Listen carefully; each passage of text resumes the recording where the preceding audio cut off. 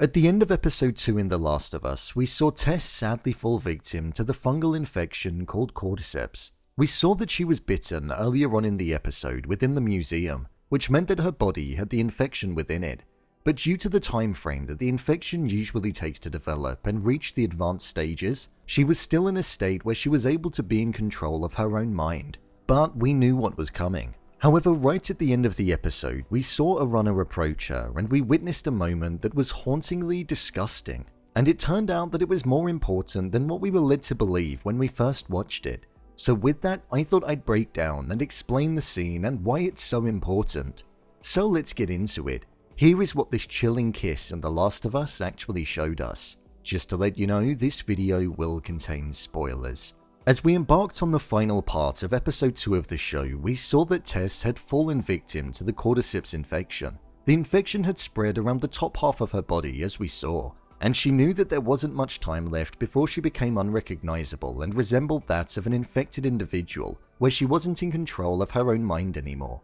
With the infected people running towards their location, we saw that she was prepared to destroy the building with herself inside it, along with all of the other infected individuals, to allow Joel and Ellie to have a bit more time when they were escaping. Before she was able to do this, we saw that one of the individuals went over to Tess. He put his tendrils that were inside of his mouth due to the Cordyceps infection inside of her mouth, ultimately giving us a moment that was utterly disgusting to watch and was extremely harrowing and haunting to witness. As a viewer, you felt the trapped nature that Tess had, and it was done in a way that made it feel like you could almost feel what it was like to experience it. It was disgusting and heartbreakingly sad to see Tess go through that.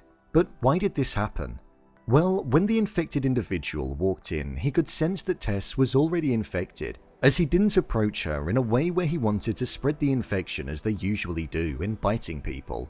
This is how the usual transmission occurs.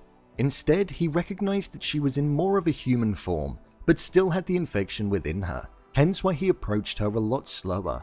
As he got closer, we saw the tendrils inside of his mouth look as though they were growing and coming out of his mouth a little more. This is a main thing of the Cordyceps infection, and what this moment showed us was that the Cordyceps fungi is able to act on its own accord and has a sole purpose that it wants to carry out, even on its own. And that sole purpose is to spread, grow, and recruit more people to be infected so they can also carry and spread the fungal infection.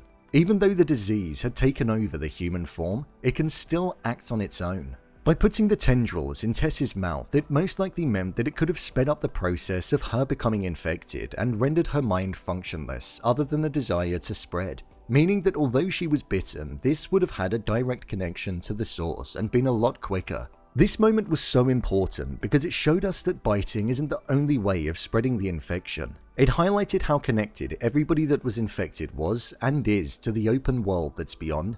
And it also showed us how the infection is able to function on its own, even when sprouting out of the human body. It almost has a mind of its own, and the danger was clear to see in a unique way for the first time. We saw the sacrifice that Tess made for the greater good of Joel and Ellie, which also meant the future of civilization, along with not allowing herself to turn into the very thing that she was fighting against and trying to prevent from spreading. The uncomfortable nature stood out for multiple different reasons. And just like the start of the episode in having an opening scene that was dark, haunting, and showed the level of danger that was to come, this episode had a closing scene that evoked those exact feelings. It was a powerful moment for sure. So, there you have it, what this chilling kiss in The Last of Us actually showed us. If you want to see more videos such as endings explained, theories and predictions, and character breakdowns, then click on the I button. Or alternatively, you can head over to my channel where you'll find them all. If you'd like to give me a show or movie that you'd like me to review, then head over to my Twitter, @brainpilot_, and tweet me what show or movie you'd like me to review next. And finally, if you'd like to see what I rate the latest movies that don't quite make the cut to getting a dedicated video, then head over to my Letterboxd profile. It's where I rate the latest releases in real time. What did you think of this moment? Leave a comment down below, and don't forget to subscribe. I'll see you next time.